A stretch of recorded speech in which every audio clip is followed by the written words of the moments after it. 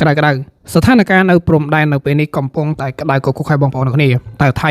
មានកំណត់អ្វីទៀតហើយថៃអាចនឹងធ្វើការឈ្លានពានមកកាន់ទឹកដីកម្ពុជាយើងដែរឬក៏យ៉ាងណាតែថៃកំពុងតែធ្វើការឆ្លោះយកលោបការនេះនៅក្នុងគោលបំណងអ្វីតែថៃកំពុងតែធ្វើខុសនៅកិច្ចព្រមព្រៀងសន្តិភាព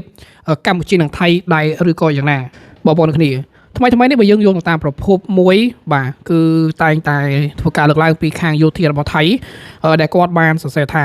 ក្តៅនេះគឺជាការខ្លំមើលយ៉ាងសកម្មមែនទែនពីខាងចៅសៀមរបស់ថៃសូមបញ្ជាក់ថាខ្ញុំនៅតែបញ្ជាក់ដដែលសូមឲ្យមានការប្រុងប្រយ័ត្នរូបភាពចាស់ថ្មីក៏ដោយតែវាពិតជាហានិភ័យខ្លាំងណាស់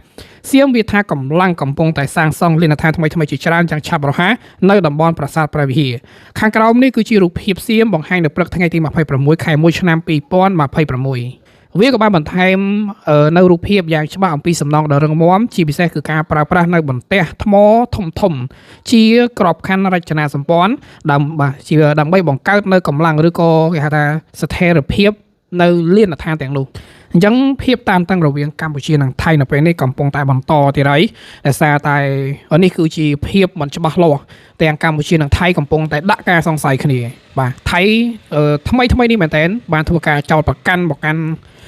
មូលដ្ឋានទ័ពរបស់កម្ពុជាថាកំពុងតែសាងសង់មូលដ្ឋានទ័ពនិងបញ្ជូនសភាវុធទៅតាមបន្ទាត់ព្រំដែនទាំងដែលកម្ពុជាអត់ដឹងអីតតែសោះបាទអត់កម្ពុជាអត់បានធ្វើអីទេក៏ប៉ុន្តែវាទៅជាឈួតអញ្ចឹងទៅបងប្អូនគ្នាអត់ដឹងថាវាចង់គិតពីអីហើយព័ត៌មានដែលវាទទួលបានហ្នឹងយើងអត់ដឹងថាតើវាទទួលបានព័ត៌មានជាក់លាក់ពីខាងក្រសួងការពារជាតិឬក៏ជាគិញសម្ងាត់របស់ថៃនេះបាទដែលវាឆ្លប់លោបការទៅដឹងទៅឃើញទៅវាមេតម្លៃថាអូកម្ពុជាកំពុងតែសាងសង់លិនដ្ឋានកម្ពុជាកំពុងតែបាទបញ្ជូនទ័ពសម្ងាត់ឲ្យខ្លំមើលថៃអីចឹងទៅឬក៏កម្ពុជាកំពុងតែមានស្ថានភាពមិនស្រួលឬក៏ចោទជឿនថាកំពុងតែរំលោភទៅកាន់បាទកិច្ចព្រមព្រៀងជាដើមហើយនេះការពីពេលម្សិលមិញនេះយើងក៏បានឃើញដែរបាទយើងបានឃើញនៅនឹងភ្នែកគឺជាការបង្ហោះពីសំណាក់យោធារបស់ថៃតែម្ដងដែលទាហានថៃបានធ្វើការសាងសង់នៅមូលដ្ឋានទ័ពបាទមូលដ្ឋានទ័ពអធិស្ឋានបងប្អូនទាំងគ្នាគឺជាការសាងសង់នៅផ្លូវបាទដែលអាចធ្វើដំណើរទៅតាមព្រំដែនហើយនឹងដូចជាគេហៅស្អីមួយបែបទៀតបងប្អូនទាំងគ្នាសភាវុធមួយបែបទៀតគឺរថក្រោះបាទគឺថៃមិនដឹងថាលេងយ៉ាងម៉េចទេដល់ពេលអញ្ចឹងកញ្ញាញ់ខួរជាមួយថៃហ្មងកិច្ចព្រមព្រៀងកម្ពុជានិងថៃមានហើយក៏ប៉ុន្តែថៃកំពុងតែសាងសង់ផ្លូវ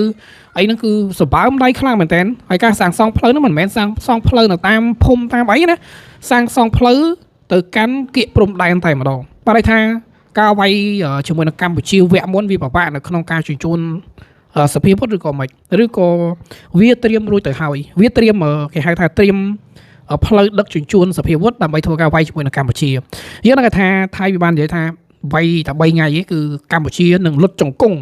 សុំថៃសុំចរចាមួយថៃតែម្ដងក៏ប៉ុន្តែអត់ទេវាយគ្នារហូតដល់ទៅ21ថ្ងៃទៅហើយ